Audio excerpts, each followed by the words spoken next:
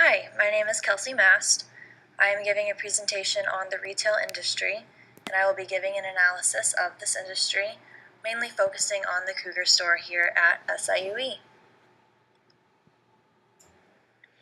On the agenda for this presentation, I will first start with an introduction to the Cougar store here at SIUE. Then I will move into the market structure, while I will talk about the retail industry and things such as top competitors, major trends, the five forces model, and ease of entry and exit, industry concentration, and demand conditions.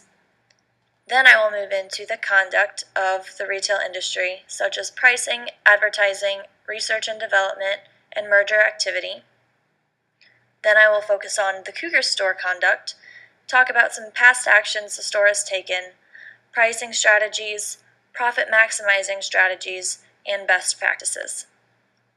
Then I will move on to performance, where I will talk about the sales reports by the fiscal year and also sales by departments. Lastly, I will give some recommendations for the Cougar store. The Cougar store here at SIUE originally opened in 1967 when the Morris University Center building opened. The Cougar store was originally known as the bookstore. This name just recently changed due to the fact that the Cougar store wants to be known as a campus store rather than just a place to buy books. The Cougar store sells a variety of items, such as school and art supplies, gifts, clothing, cards, and campus memorabilia. They do still sell books, such as textbooks for classes, general reference books, education materials, test prep books, and study aids. The Cougar store competes in the retail industry.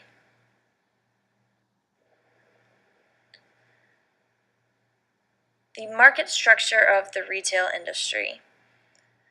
Retail sales in 2015 were $5.3 trillion. This is a growth of 2% from 2014. And in 2009, the recession sales were just $4 trillion. Many firms are in the retail industry. Some of the top competitors include Walmart, Amazon, Target, and Kohl's. Walmart is known to be the largest global retailer. There are two methods of retailing: brick and mortar store, which is what the Cougar store has, and there's a non-store retailer, which could be mobile only, internet only, etc. Amazon is a good example of this kind of retailing. This kind of retailing is also very popular. In 2015, internet retail sales rose by 23% according to Forbes.com. Some of the major trends for 2017 in the retail industry include: Number 1, retailers who promote product quality, transparency, and sustainability will flourish. This is due to the fact that consumers are more interested in where their money is going rather than just buying a product. Second, apps, services, and third parties will be used to fulfill the needs of modern shoppers. Mobile payment options are increasingly important. And third, retail and technology will become even more inseparable.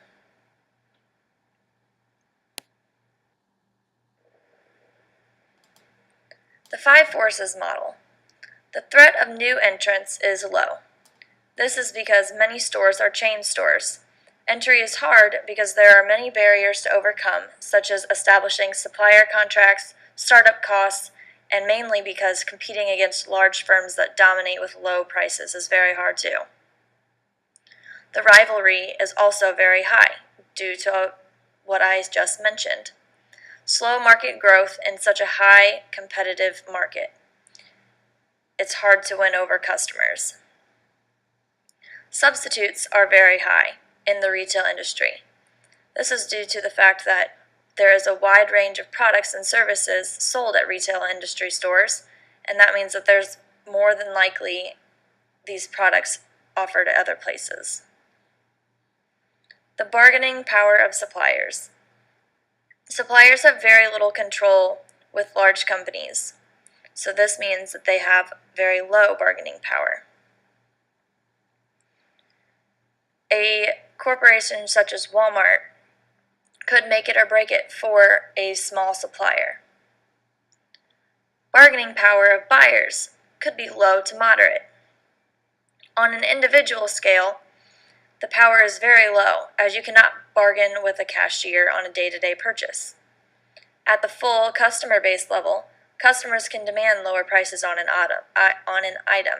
That is why it is considered moderate. The industry is competitive with very low concentration. There are semi-quick technology changes to quick technology changes. Typically, like I mentioned in the previous slide, technology plays a huge role in the retail industry. Innovations such as the mobile payments and the card chips on the credit card machines make it or break it for a company also. Demand conditions are dependent on many different factors. Economic factors, including personal income, consumer confidence, growth, interest rates, and other factors, play a huge role. Another demand condition would be changing consumer trends. Weather also plays a role as well, because if a retail industry buys a lot of a certain product that is good for the winter time, and then there's things that are happening such as climate changes and it's warmer outside, then they will have all of this extra inventory no longer will be able to sell. The time of the year also plays a big role in the retail industry. The most popular time being Christmas.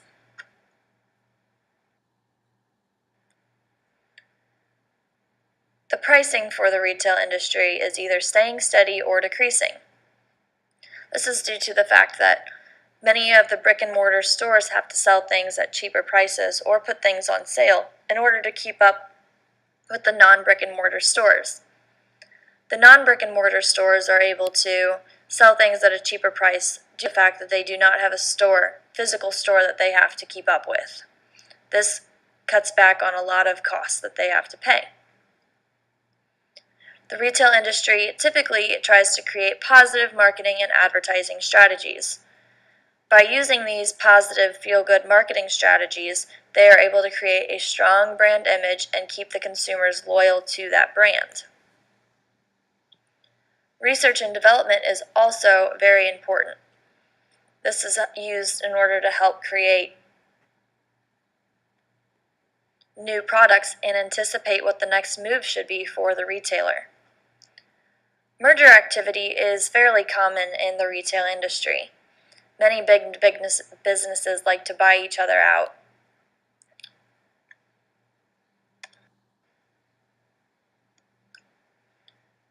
Some of the past actions that the Cougar store has taken is lowering prices, more advertising, and a better floor plan. The Cougar store has been able to implement lower prices because they have started new contracts with different sellers, and by doing this they are able to work towards cheaper prices on products that college students might actually want and they will be able to afford. Another thing that the Cougar store has done well is more advertising. They have had much more of a social media presence, and they're trying to get the word out that different sales are going on and different activities are going on in the store by advertising them on social medias, such as Facebook and Twitter and Instagram. The Cougar store is also currently in the middle of changing their floor plan. The floor plan right now seems very clustered and it's kind of claustrophobic. So hopefully by doing this it will be more open and easier to walk around the store and view the items that we are able to sell. The pricing strategies that the Cougar store currently uses are the MSRP and the discount pricing. MSRP is the manufactured the manufacturer suggested retail price. This is used in order to avoid price wars and still maintain a profit. Discount pricing is used in order to sell some of the older items that we have, and also we have side sales in order to get some of these older items out of the store as well. In order to maximize the profit in the Cougar store, it is ideal to increase the staff productivity. By doing this, staff will be able to upsell products and more profit will be made. It is also important to have visually appealing retail displays. The Cougar has 3 different windows that they can use in order to promote the products that they have in the store. These windows get changed bi-weekly or monthly, depending on the time of the year, in order to showcase some of the items that there are in the store. Some of the best practices that the Cougar store has are having events in order to increase foot traffic. The bookstore has events such as author readings, cap and gown pickup in the back of the store, and sidewalk sales. By increasing this foot traffic, more people are prone to make impulse buys or see something that they might need that they didn't know was in the store before.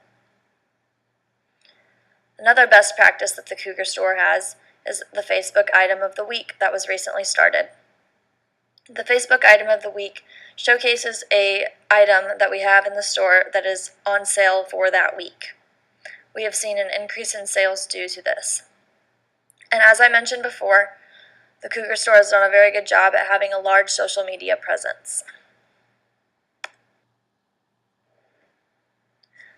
The performance of the Cougar store is shown here in this chart. Unfortunately, I was unable to get any of the expense charts for the store, so I will mainly have to focus on the fiscal year sales and the departmental sales. As you can see here, the majority of the sales happen in August and January. This is due to the fact that this is when many of the textbooks and clothing are bought when incoming students come with their parents or when the semesters start. The 2017 trend has been significantly lower than the past 2 years. One of the reasons for this is due to the fact that the technology contract with Apple was recently dropped. There's been a significant decrease in sales due to this, but this was considered into the reports this year.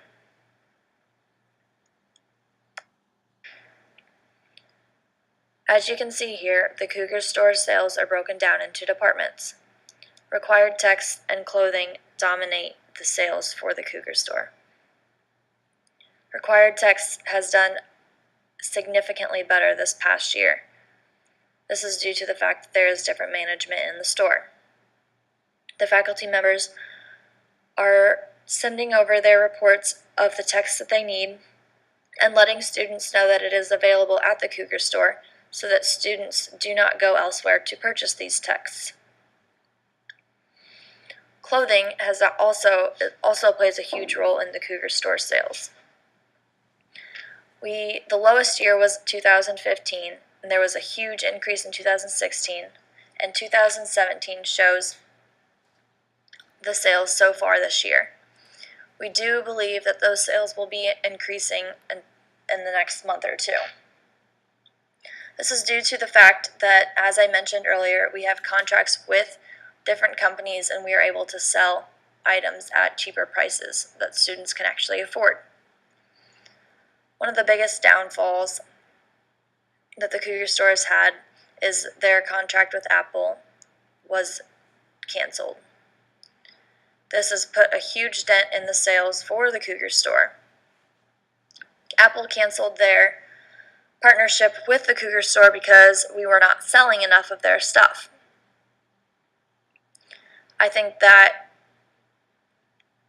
in the upcoming years, we will have more of an upset due to this cancellation of the partnership, but for now, it's still okay.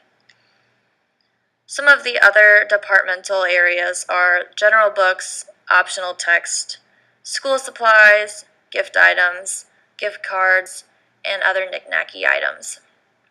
We are trying to move away from having general books in the store because we do not want to be known as the bookstore anymore. The general books category plays such an insignificant role in our sales, and if we are able to cancel this out, we can focus on other areas of the store such as clothing or school supplies. Many students don't even know all of the school supplies that are offered in the store. As you can see, there's been a gradual increase year per year in these past 3 years. We hope that this increase continues. Gift items also fall into this category. Many students don't know that we have items such as water bottles, mom and dad clothes, grandparent clothes, alumni items, and other items. By increasing our advertising, we should be able to increase these departmental sales well. Going forward, some recommendations that I would like to make for the Cougar store. I would like to focus on and implement some of the trends that were previously mentioned. By focusing on these trends, we can really make a big difference in sales. We should really be promoting the quality of our product because this is why some of our products cost more money. Anybody can go to Walmart and buy a $5 shirt, but that shirt is not going to last. By buying a shirt that costs a little bit more at the Cougar store, you're really helping out the school as well as getting a high quality product. More advertising never hurts. I think that it would be ideal to work more with the marketing department and to advertise some of the products that we have at the Cougar store. I think it's important to become more involved with student groups and activities. By doing this, we're raising awareness of the Cougar store and what we have to offer. We can also partner with some of the student groups such as sororities and fraternities. By partnering with sororities, we could start selling some of the stuff that students have to buy. This way they don't have to leave campus to buy this stuff. I think it would also be smart to consider a new partnership with a technology company other than Apple. This would really help out the sales. It might be hard to do considering the contract would start off costing a lot of money, but it would really be beneficial for the Cougar store to have some sort of a technology company partnered with them. Finally, it is important to remember that the retail industry is very highly competitive. In order for the Cougar store to continue to be successful, they need to focus on the niche market and the consumer wants. By knowing what the consumer wants before the consumer wants it, the Cougar store will be able to make a much bigger profit. By finding more profit maximization strategies to implement, the Cougar store should be able to survive in this ever-changing market.